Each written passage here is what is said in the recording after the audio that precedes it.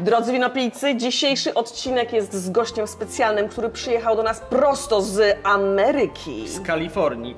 Darrena Procsala. Good morning. Glad to be here. It's amazing that you're here. Thank you very much for actually accepting the invitation to be in the channel. Darren is, I think you can probably introduce yourself better than we can, but you are the winemaker at Gallo.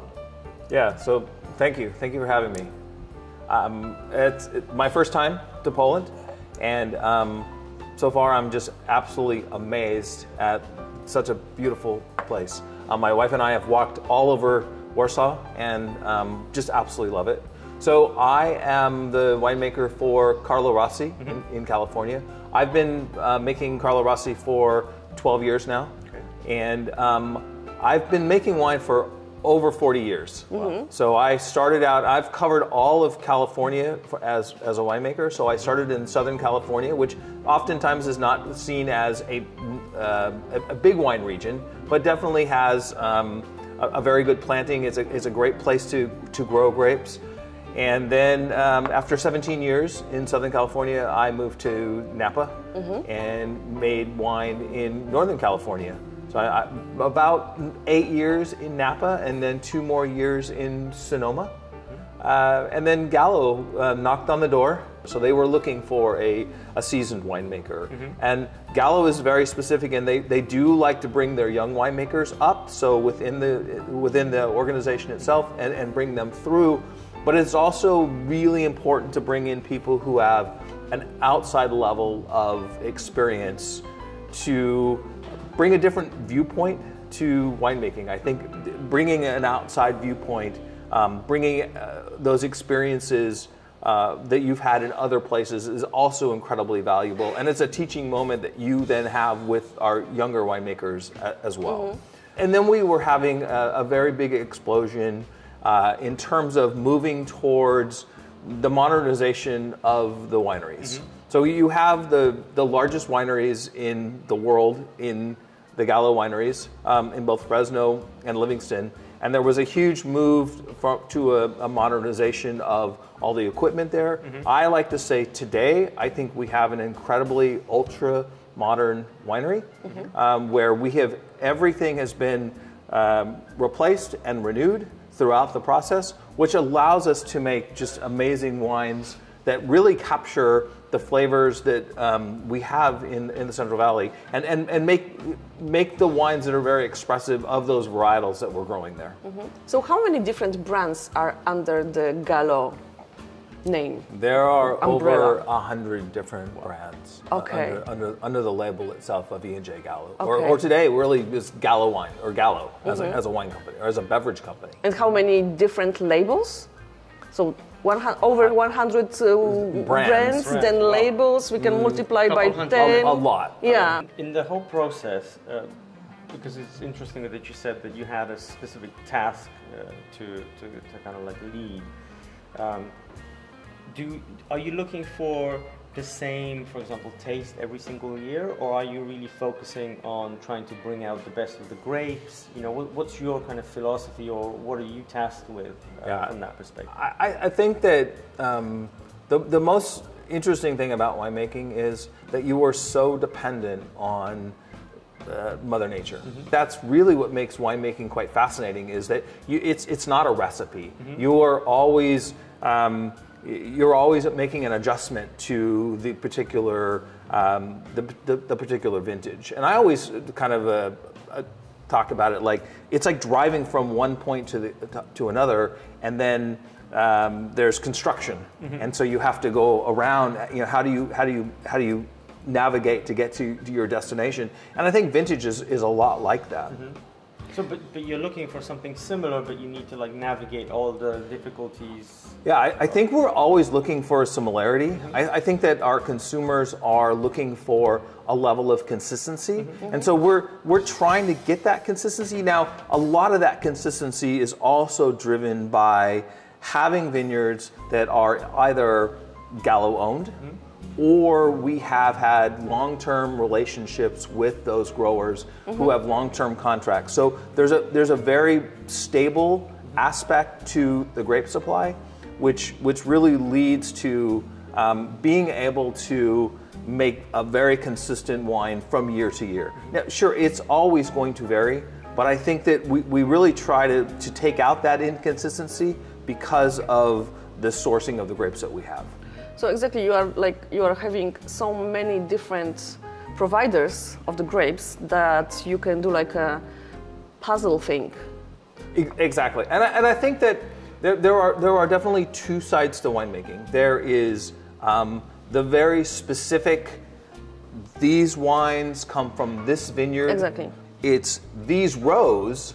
Yeah. Right, depending on what size you are. I think that for us, we have a much broader selection of grapes, which really helps to keep that consistency in there. I think when you're talking about wines that are vineyard specific or appellation specific, you know, a lot of times those wines are very unique, but they can vary quite a bit.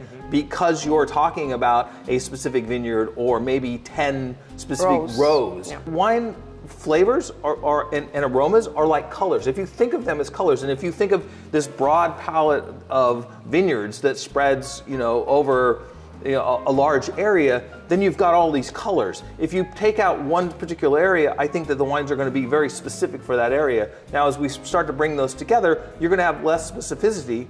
And that's why if you have Cabernet or if you have French Colombard or something where it's coming from a larger area, it's going to be Cabernet, but it may not have specific things that stand out about it. I think that there's like two types of winemakers. And the winemakers who are, we were talking about the wines of the terroir, like you have a one plot, small plot, and you are making wines from this particular plot. They will be different every year, etc., etc. And then they are like architecture winemakers, like you, I think, because you are making a product which must be a little bit similar every year, as you said, and you have possibilities to make it quite consistent every year. So I wanted to ask you, who is the drinker of Carlo Rossi for you? Because you are making wines for your client, for your wine lover, for your consumer. I think that you are more like an architecture of this product, which is Carlo Rossi. Who is your consumer in US and outside? I think that our consumer is the person that just wants a very consistent glass of wine. Sometimes I think of it as it's my mom. I know that my mom, I know what she wants, and she wants it consistently. And I think that sometimes we always think about, say, Carlo Rossi as an introductory wine. Where are we going? This is a wine that introduces wine drinkers to the next level. And I think we miss the point, because I think that there are those wine drinkers who drink Carlo Rossi who will always drink Carlo Rossi because they love the consistency, and so there's always that point where you will have people who it's a discovery wine. I've gotten my first job. I have finally have the opportunity to. I'm going out with the boss, and so my college days are behind me, and now we're going to have a bottle of wine, and I'm also seeing he's drinking something else, and I'm curious, and maybe that leads to, and he has a wine collection. And so I think there are those people that get drawn down and so they start at Carlo Rossi and then they keep going, and maybe they're spending a little bit more money and they're spending a little bit more money for wine and maybe they're collecting wine. But I think there are 100 million drinkers of Carlo Rossi out there who are drinking Carlo Rossi every day and they're not changing. And those are the people that I want to make wine for. And you want to make them happy. I want to make them happy, and So they like the taste profile, and they're not looking for a extremely complex wine. They're not looking for the complexity. They just want the Carlo Rossi that they know and the flavors that they know, and they kind of they want to be comfortable with it. It's like a comfort wine for them. We have this thing in winemaking or in wine consumption where we want to talk things like flavor complexity, and I think that there's a drinker out there who just wants a fantastic glass of wine that they can drink every day. And that's who we're making those wines for. That's who, and I can tell you that for myself, there is nothing better for a winemaker to be able to walk into any country in the world and be able to see Carlo Rossi on the shelf. And that was something that when I started 12 years ago, I had no concept of that. Yeah. What that meant. This gets back to why did you come to Gallo? Because I was given those opportunities, and it was, you know, for me, it was my experience that said, hey, I think that we can take this wine to a better place. But also, it was stunning for me to think that Carlo Rossi was available in so many countries. Yeah. And over time, because I think you hinted a little bit about this, has the actual style of the wines changed slightly? There's always an interesting danger in that, right? Because we're moving the consumer, and I don't think we move them too far, but I do think we move, most importantly, we move from those more green, herbal wines into the more berry-driven wines, and that's where we took them, and that's really where I saw us going, and so that was my goal. So not a big change, and it was probably a more gradual than I imagined in my own mind, because it does take time to get people to believe what you're doing is the right thing, and so you're also bringing your growers in, and you're saying, hey, this is what we made this year. You're showing people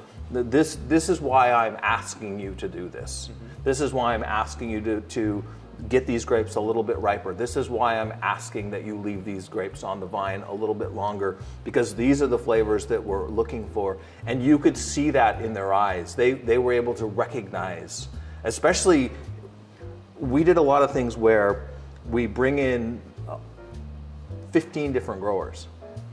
And not everyone's buying into where we're trying to take it. And so they have 15 blind wines on the table, and and you're not telling anyone which one is their wine. I want you to understand the spectrum of wines that you're seeing. Yeah. And you can see the light bulbs going off, going, oh wow, that wine is stunning. This wine is green and herbal. I see where they want to go now, and so you take them on that journey to get them to that point. Yeah, and do you, because there's like the tendency today to be more like organic, etc. Do you have like an organic Carlo Rossi wine? We don't have an organic Carlo Rossi wine, but I think there's always a drive to be as efficient of a grower. I think people think that growers don't want to be organic. Organic has its own set of challenges.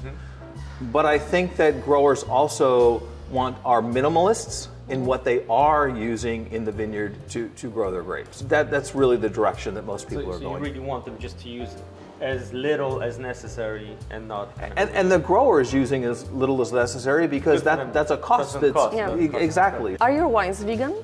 Yes, they are. Yes. Vegan would imply that I think the one thing would be gelatin or egg whites, and there's none of that. You are using other things to fine the... Yeah, and typically with the white wines, the fining is done predominantly with bentonite. Yeah. And bentonite is required for heat stability. Yeah. You've got these natural proteins in the wines. If we don't pull those proteins out, the wine gets warm, it throws a haze. The consumer's not going to be happy about that. Or at least it looks like you've got this floating little mass in the bottom of the bottle, and it gets stirred up. One of the things that we have done in Fresno is that through bentonite fining and allowing enough time, we have completely eliminated the need for filtration. Yeah. Carlo Rossi are unfiltered vegan wines. They're not unfiltered vegan wines. They will get before they go to bottle, they will go through a very tight filtration to make sure that all the yeast is removed. So, but I think that one of the things that we are trying to do is minimize the amount of diatomaceous earth that we are using for filtration, and we've really minimized that by, and red wines are a little bit different. Red wines are just time. if you allow those, racking the wine and allowing it to settle, and racking meaning taking it from tank to tank, taking it off of the solids, has really allowed us also to have very clear wines that we can send to bottle, and they can go through that final filtration before they go to bottle. Are you buying also grapes from outside the region? Typically not. Okay. Typically, the grapes come within a 35-mile radius of the wineries. That's interesting. And that's really driven to be able to harvest the grapes and get them to the winery as quickly as possible and get them processed. So what is this amazing technology you're using? Tell me about like sorting, for example. Yeah, so I can imagine that you have like special robotic things. So we don't have the ability to sort, but we do have.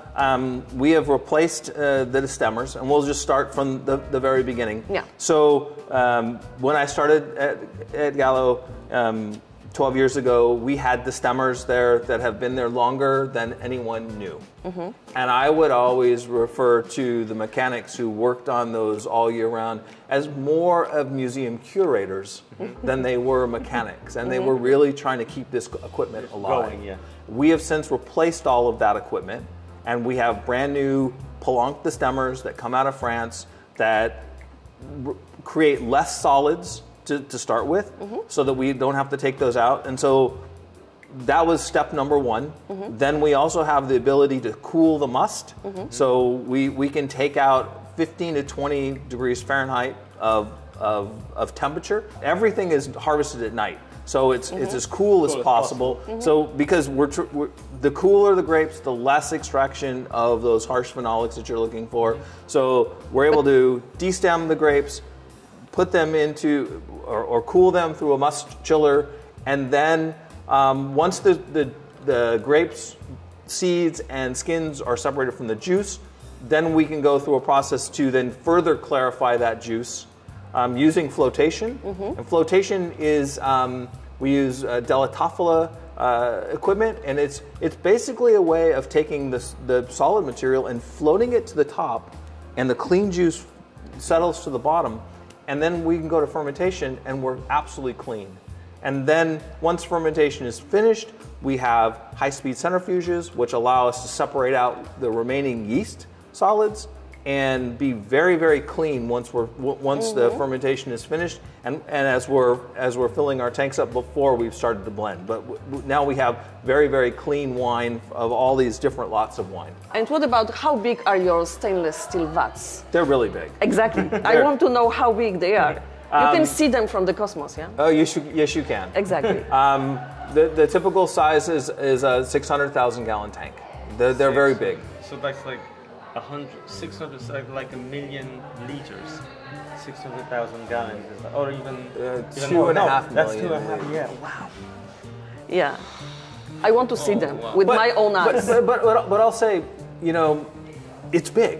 Of course. And I can say that how you can make wines for a whole world without big tanks. Big tanks. Yeah. It's not possible. But I have made wine at levels of 3,000 liters. The winemaking decisions that we're making are exactly the same. The stakes, I would actually argue, are much higher. Yeah. What's the future of Carlo Rossi from the wine perspective?